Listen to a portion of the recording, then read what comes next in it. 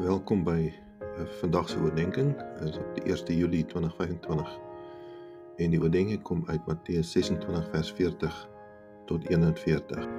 En hierdie vers sê vir ons, en hy kom by die disippels en vind hulle aan die slaap, en hy sê vir Petrus, so was julle dan nie in staat om 1 uur saam met my te waak nie? Waak en bid dat julle nie in versoeking kom nie. Die gees is wel gewillig, maar die vlees is swak. In sy boek The Hour That Changes the World stel Dick Eastman 'n metode voor vir 'n uur lange stilte tyd, verdeel in 12 5-minute afdelings. Sy doel was egter nie om 'n rigiede reël of 'n vaste patroon voor te skryf nie, maar eerder om verskillende aspekte van ons lewe in en met Jesus Christus binne die raamwerk van gebed te plaas. Nou die boek se titel, The Hour That Changes the World, fokus baie op om in gebed te waak. En dit is dan ook die 5de afdeling wat fokus op waak. Daarom die teksgedeelte vir vandag se oordeenking. Nou kort voor sy kruisiging en onder geweldige druk vra Jesus 3 van sy disippels om saam met hom die berg te bestyg en saam met hom te bid. Hulle raak toe egter aan die slaap. En Jesus vind hulle so aan toe hy die eerste keer terugkom en hy sê vir Petrus, kon julle dan nie 1 uur saam met my waak nie? Waak en bid, sodat julle nie in die versoeking sal val nie. Die beginsel van waaksaamheid weerklink reg deur die woord van die Here en ons moet dit ernstig opneem, veral op 2 gebiede: gebed en dan die wêreld rondom ons. Om waaksaam te wees in gebed en in die wêreld vereis dat ons voortdurend bewus sal wees van die aanvalle wat uit 3 bronne uitkom. Die eerste een is ons vlees, tweedens is dit die wêreld met sy sekularisme en versoekings, en derdens is dit die vyand, die Satan soos ons hom leer ken in die Bybel. Ons geestelike groei vereis dat ons 'n ingesteldheid van waaksaamheid in ons gees ontwikkel, sodat ons onderskeidingsvermoë versterk kan word. Nou, let wel, Jesus het nie vir Petrus verwyd omdat hy in die slaap geraak het nie, maar hy het hom gewaarsku om geestelik waaksaam en op sy hoede te wees, om oor sy omstandighede en oor sy hart te waak. Verwys ook na Spreuke 4 vers 23 in hierdie verband. Die betekenis van die woord waak is om wag te staan met die doel om op te let en te beskerm. Dit kan ook beteken om fyn waar te neem of om paraat te wees. Dit is waardevol om die beginsel van waaksaamheid deeglik te oordink, soos wat Jesaja ook sê in Jesaja 62 vers 6.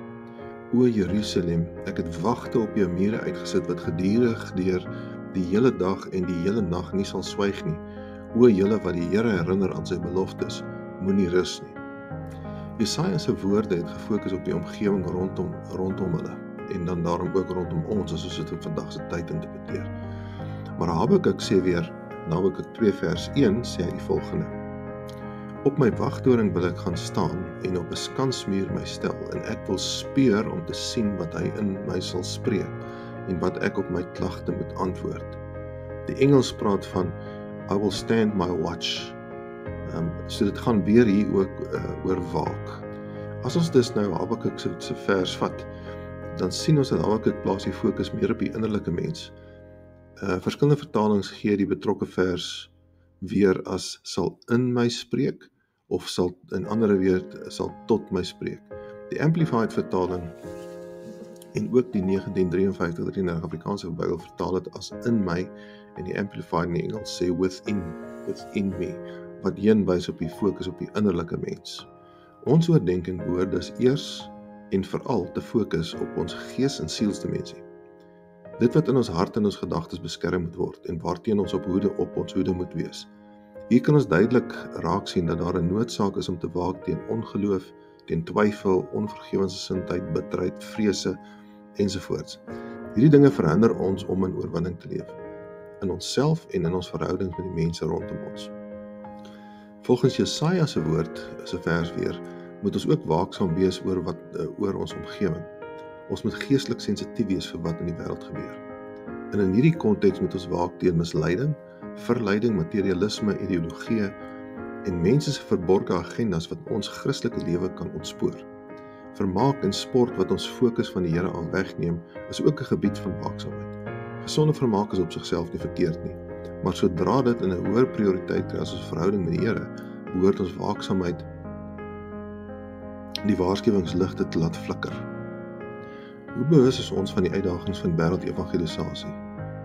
Wat stuit die uitbreiding van God se koninkryk en verhinder ons medegelowiges om godvrugtig te lewe?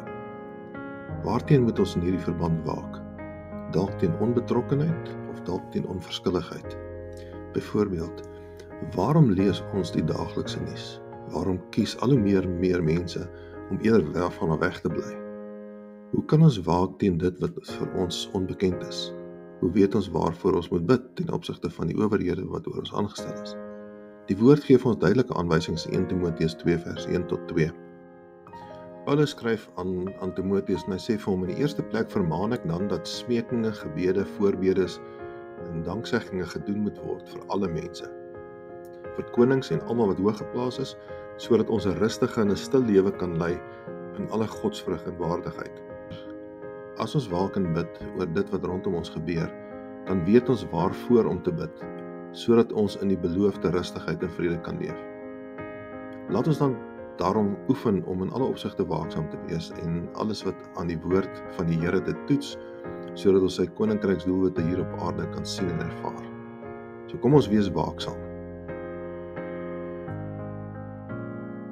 En dan op dit sê ek vir vandag amen, en ek seën julle met die Shalom vrede van ons Vader in die hemel. Tot volgende keer. Maar voor ek julle verlaat, as hierdie video en oordenking jou, as jy dit geïnspirerend gevind het, druk vir ons daai like knoppie en die subscribe knoppie en laat ons die woord uitkry in die Here se oesland. Tot volgende keer.